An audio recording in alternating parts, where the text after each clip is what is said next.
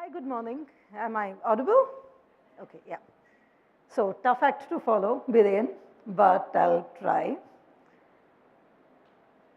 Digital forensics. How many of you went straight to CSI? Yeah. I wish that program didn't exist. And how many of you went to CID? Thank you. I am so glad you did not go there. CSI does a lot of good work, shows a lot of good ideas, unfortunately gives you a very unrealistic picture. In CSI, every case gets over in 40 minutes. And we work about 200 hours on average per case. Not quite the same. CID, of course, cartoon show, good fun. But what is forensics? Etymologically, forensics is a public understanding of facts to identify the truth. Sounds very difficult, doesn't it? The whole point of forensics is to find evidence, publicly display that evidence so that anybody has the ability and the right to question that evidence. So our evidence has to stand up to a lot of tests. And then we try and find the truth. I'm not going into the philosophical definitions of truth and how difficult it is to identify truth and other kinds of things, but the truth as relates to this particular investigation. So what I'm going to do is I'm going to walk you through one case. It was a good, fun case for me. We worked on it close on 500 hours. And this one case found me something that I did not think you could find in digital evidence. We'll get to that at the end of the case. So, of course, all names in the cases are changed. The cases themselves are real, but any evidence that you see has been modified for the sake of confidentiality. So, company Rocket Travels works in high-end travel. And when I say high-end travel, when we asked them what kind of travel they did, they very seriously looked at me and said, "You can't afford it, don't ask."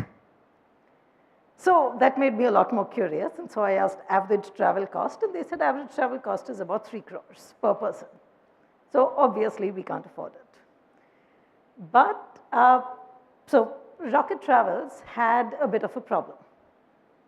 They suspected that some of their employees have stolen data, handing it over to a rival company, SpaceGen, and the rival company is now taking over their clients. Now, to add to their suspicions, these employees quit. So when Rocket sat and did a calculation, they discovered that they would have an annual loss of close to 8 crores. Scary. So, investigation, what went wrong, what happened. Now, my first task is to identify what questions we ask in the investigation. So, the first, of course, is, was data actually stolen? But that's something we'll probably get the answer to only at the end of the investigation. So we start with simpler questions, which would be, what data was stolen? What data was leaked? How was this data leaked? Who did leak the data? And who did the data go to? It might not be SpaceGen. Just because Rocket is competing directly with SpaceGen does not mean SpaceGen is the thief. They might be, they might not be. So what do? So I'll tell you what actually happened. We fly to the location of this case. We've got 4 laptops, each with a 2 TB hard disk. We open up the laptop, start our chain of custody, click the laptops closed, open, hard disk inside, hard disk outside, all kinds of things, build the chain of custody, take the 4 hard disks and fly back to Pune. Once we have the hard disks, we cannot work on the original hard disk, of course, because police case, in due course, the hard disk has to be submitted to court, and the court says, you tampered with the original evidence. Bye-bye case. So can't be done. So the first thing we do, clone the hard disks, which is a time-consuming process. After cloning the hard disk, seal the original hard disks, pack them up, sign, seal, stamp, photograph, document, hand them back to the client, and start the actual investigation. Now, what we did with this was, oh wow, how on earth did we get here? Oops. Unblank, and next, yeah, all right. Very sensitive apparently. So what we did do was follow two separate tracks. One thing that we are looking for is, was data stolen? But that's something we'll get to later. What data was stolen, we don't know. We are assuming client names, client contacts, client details, those kinds of things. How was the data stolen? If you think about it, there are only three possible ways today. The first is the employees carried it in their heads, in which case there's nothing we can do and no way we can identify. The second, storage devices. Third, email. Now, we were hoping very much that the culprits are not stupid enough to use the company's servers to send out emails. You'd assume so. So that's secondary. First, we assumed storage devices. So we asked the company, have you blocked off pen drives and hard disks? No, of course not. Why would we do something like that? Our employees will protest. So, okay. Analyzed all 4 hard disks to discover that each of them had somewhere close to 300 devices plugged in at some point of time or the other. Of this, there were 2 devices that stood out. One was a 500 GB hard disk connected to all 4 machines at some point of time. One was a 16 GB transcend pen drive, which was connected to 2 of the 4 machines. Very likely, this is company hardware. Company gave it to the employees, said, use it, give it back to us. So we went to the company and we said, do you own these devices? Yes, we own 16 GB pen drives, we own 500 GB hard disks, but whether we've got these 2, we don't know. So we took every device the company owns, plugged it into our systems, got the record of those, and matched them against these 2 that we found. These were not company devices. So obviously, these 2 devices belonged to one of the 4 suspects. Second job, one task taken care of. We still don't know whether data was put onto those, but there's a very high probability now that data did go onto these storage devices. Until we find those storage devices themselves, analyze them, I can't say. So we moved on to the second task, analyzing the hard disks themselves. 8 terabytes of data. The bulk of it, documents and emails. How many files do you think we analyzed? Somewhere upwards of 10 million.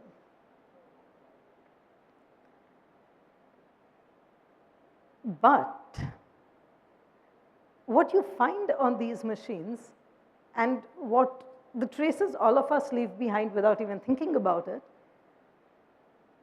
is so much information. So one of the employees had, I got his home address. I got the fact that his mother had come over and he had taken her to a particular location to get her Aadhaar card made. For another employee, I found that he is getting gifts and sending them to 2 different women. Amazon searches, he got them from Amazon, same time, same date, same searches. For one woman, he would find one. For the other, he would find a different thing and send them out. Emails, personal, messages, everything. And they were such fun because it gives you an indicator to the personality of the people you are looking at. It tells you everything there is to know. So when I'm doing an investigation, if I'm investigating one of your machines, I'll probably be able to tell you everything about yourself down to your shoe size. That's a very scary amount of knowledge to have. It also makes you tremendously cynical, I'm sorry. But it does. Now, while doing these investigations, what I found, and this is something that I did not ever think I would find. Every time I take a class, I tell my students, look, digital forensics, no smoking guns. You don't get them. They don't exist. All our evidence is circumstantial. You build it piece by piece, and eventually you might get a complete picture. Smoking guns? Pot of gold at the end of the rainbow. My shock, I found it. Not just one. I found about 12 smoking guns.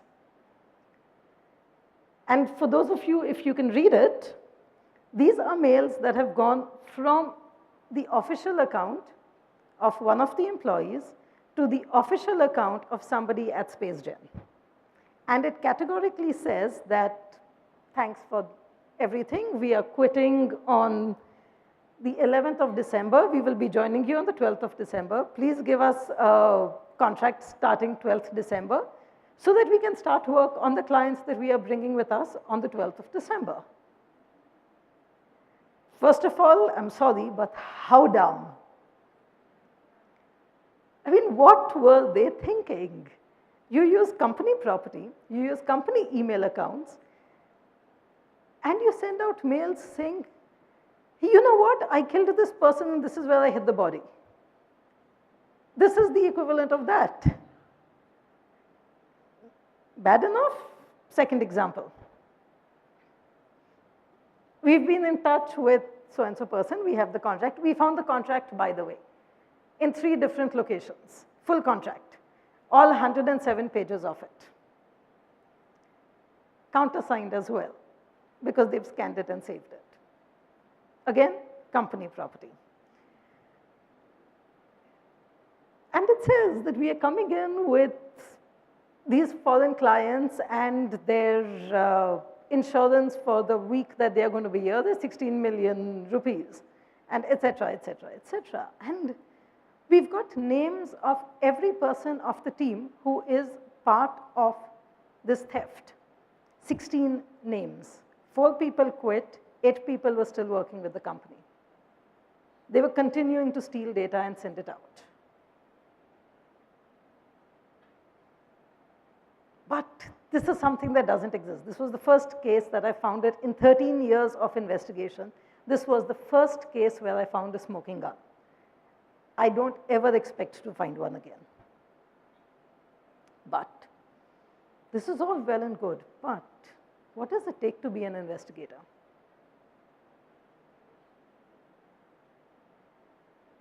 No great shakes. Lots of knowledge about computers. And I'll let you in on a little secret here. I have a master's in history. I come from an arts background. I did a year of engineering and got bored to death. I'm sorry, all the engineers here, I'm very sorry, but I could not think of something more linear and something more boring to do than engineering. So I quit and went off into history. Did my graduation and did my master's in history, and then came back into computers and did investigation. I actually switched tracks overnight. I finished my master's one day and got into investigation the second day. But what does it take? An understanding of computers, of course. Without doubt. An understanding of the human nature. And that's possibly one of the greatest things that history gave me. Because finally, the criminal or the culprit is not the machine. The machine is just the tool. It's you and me sitting behind, and these smart people who gave me smoking guns. But what does it take? The first thing that it takes, and this is something you heard from both Laurie and Vaishali yesterday, first thing it takes is curiosity. Lots and lots and lots and lots and lots of curiosity, because how else are you going to find the strength to go from one file to the next, to the second, to 1 million? Yes, the tools exist, the tools help, but as all of you who've worked with Excel know, finally the analysis is your own. All the filters that exist will not help with the analysis. So, curiosity. Why did this person do this? Could it have been done in this other manner? I'll tell you a case which was most fascinating.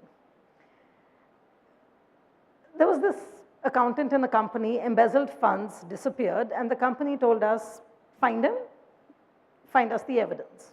We said, fine. They told us 500 GB hard disk, 2 drives, C and D, 250 GB each, and they sent us the machine. The machine that came to us was 500 GB hard disk, 3 drives, 250 GB, 200 GB, 250 GB, 150 GB, and 150 GB, 100 GB. So we said, wrong machine. You've not given us the correct data. They said, correct machine. So company and we had this argument for a while. We checked serial numbers, we checked everything, and they said, look, all our machines in the company, 250 GB, 250 GB, 2 drives. I said, okay, fine, let's investigate. We asked them what this accountant was like, and they said he's a typical accountant. Knows nothing beyond his numbers, looks at those, and otherwise he's a very boring man and has zero knowledge of computers. His extent of computer knowledge is Tally, Excel, Solitaire. So we said, okay, fine, but the machine is telling me something different. The machine is telling me that this person knows more. So the machine and I had a long conversation, eventually discovered that this accountant was not as dumb as they said he was. He did a Google search and said, how do I hide evidence? Which, of course, I found the Google search off. Oh, in the previous case, I found the resignation of a person. He had done a Google search, downloaded a template, made the resignation, and then submitted it to the company. So with the accountant, finds the evidence and tells me, so I tell them, look, your accountant is not as dumb as you thought. What he had done was he was running a Windows 7 machine. All he did was went into disk management, right-clicked on the drive and said, shrink volume. He had deleted all the data anyway. He shrunk the volume. It now split the drive into 2, reduced our chances of finding evidence. Didn't reduce anything. We found all the evidence there was to find, but still. The second, as you can well imagine, something that's very difficult to come by, and something that I have always been short on, patience. I'm a very impatient creature, except when I'm spending 200 hours on an investigation. You go from one file to the next, to the third, to the fourth, to the fifth, looking for little fragments of information, and then you have the toughest task that comes up. Connect the dots. So for those of you who've done connect the dots without the numbers, you know just how difficult it is. Anyone tried that, connecting the dots without the numbers? Really? It's such a fun thing to do. You should try it. As much as you try, there will be only one pattern which will give you a picture. That's what forensics is about. Taking those various dots of evidence that you get, connecting them, and trying to get one solid picture. There will be only one that will be complete. That one complete picture is your investigation, is your case. That's what you take to court. Then, of course, you have the fun task of dealing with the defense lawyers, who can ask you anything. One defense lawyer, fortunately not in court, outside court, asked me, how many files exist in Windows XP? Anyone knows the answer here? We had some Microsoft people. So for the Microsoft people, homework assignment, Go back, find out, and tell me. Because nobody that I know knows the answer. So I told him, well, I had to find something. The whole reputation of investigators was at stake. So I figured out some twists and I asked him, okay, which version of Windows XP? And then with the updates, without the updates, are you talking only about system files? Are you talking about system and user files? And at the end of it, he told me, okay, fine, I'm not asking you more. But how many files exist in Windows XP? Seriously. The latest one might be Windows 10 or Debian or something of the kind. I don't know. Windows 10, but then I might have the new lawyers asking me, okay, Red Hat, how many files exist? Which would not be fun because I have no clue. And then we've got something that finally engineers are excellent at, logic. The problem here is we are not dealing with system logic. We are dealing with human logic. This point is something that women are excellent at. We have our own brand of logic. Actually, each of us has our own separate brand of logic. Your brand, very different from my brand of logic. But that is finally the greatest strength in an investigation. Because here we are not dealing with straight lines. We are not dealing with linear patterns. We are dealing with the twists and turns of the human mind.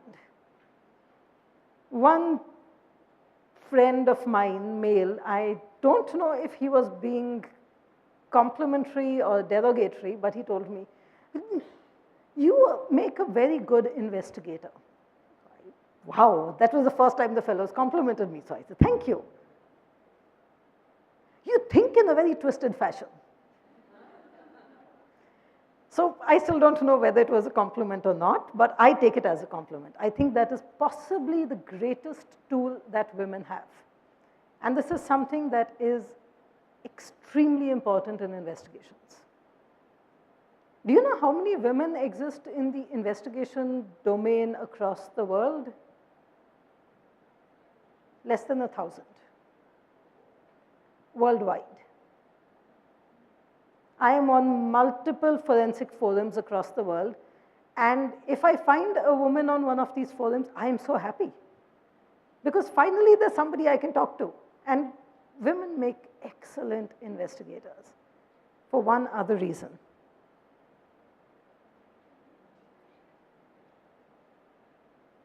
We have it. Use it. You've got a talent, you've got an ability, put it into use. And it's very important in an investigation. I'll tell you how.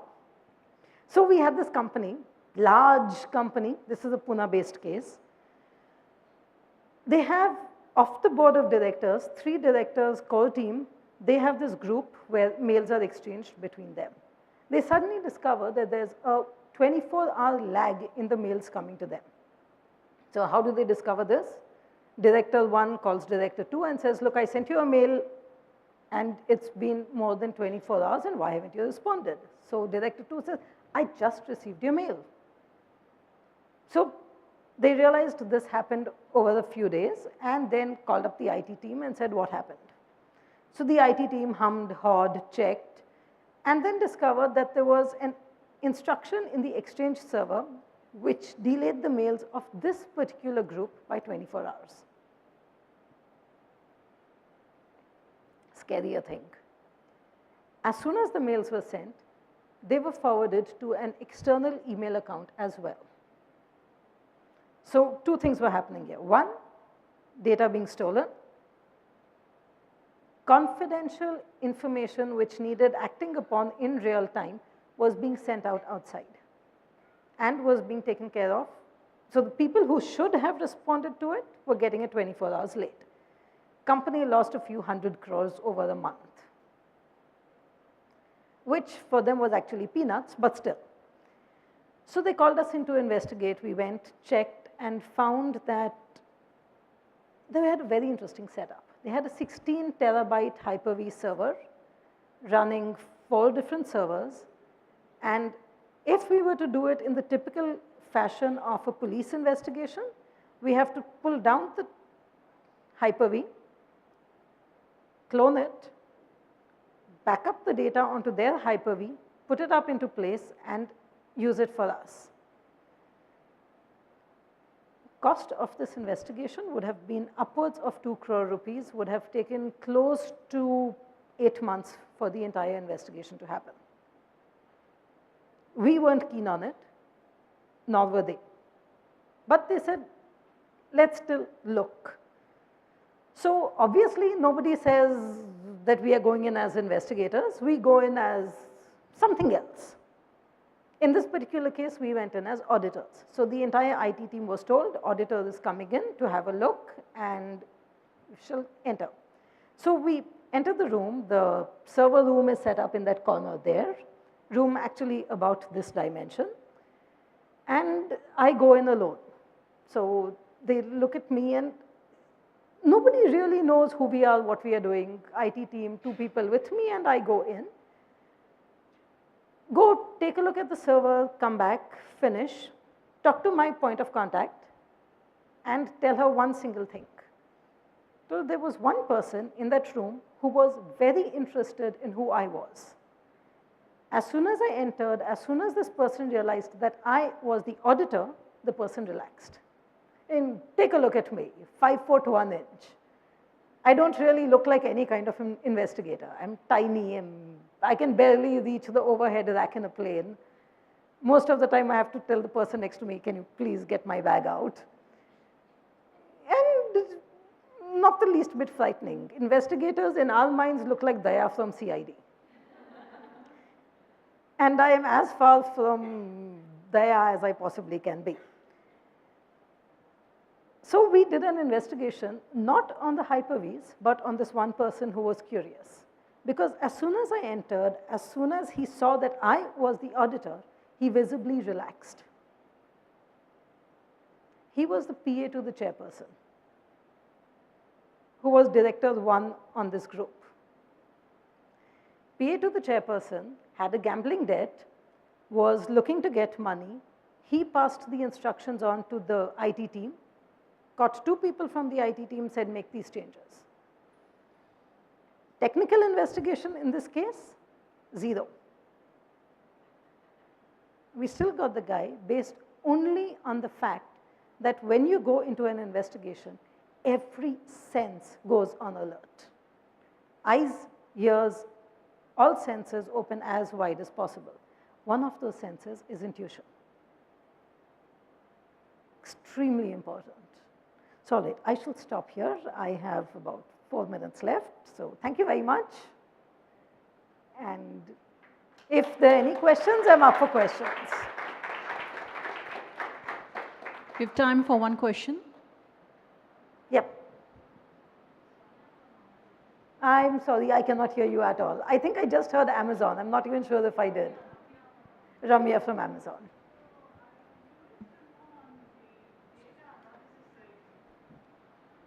Hello. So you were talking about digging into 10 million files and all that. So my question is, of course, there'll be tools and all that. Do you suggest companies to, periodically audit those files, mail servers, histories, notes, saved browser cache, whatever, and then like probably use some kind of an algorithm to periodically check for anomalies like this?